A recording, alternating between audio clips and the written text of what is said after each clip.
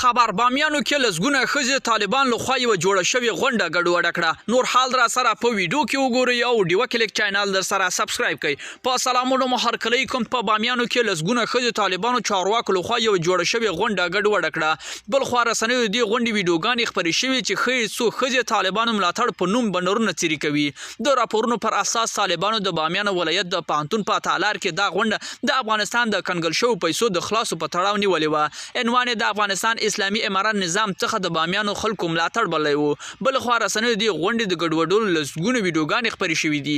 په ویډیوګانو کې ښکاري څو ښځې د سټیج سره پورته کیږي او طالبانو ملاتړ په نوم لګېدلي بنرونه څیرې کوي او ښکته یې اچوي.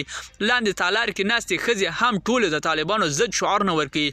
بامیانو دغو ښځو داسې وخت د طالبانو غونډه ګډوډه کړه چې طالبانو د افغان ښځو په تعلیم او کار باندې یو لږ بندیزونه لګولي او نړیوالو کورنیو چارو فشارونه یې سربیره په دې برخه کې هم نرمښت نه دی راوستی.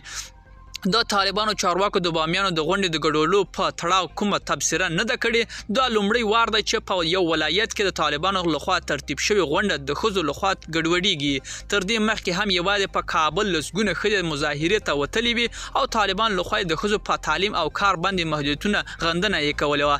ملګرو دا به زموږ چمتو شوی ویډیو که ستاسو دې ویډیو په اړه کوم نظر پیشنهاد لرئ موږ سره په کومنټونو کې شریک کړئ او د لا ښکلو ویډیوګانو لپاره له موږ سره پاتې شئ. تر بیا ښې چارې.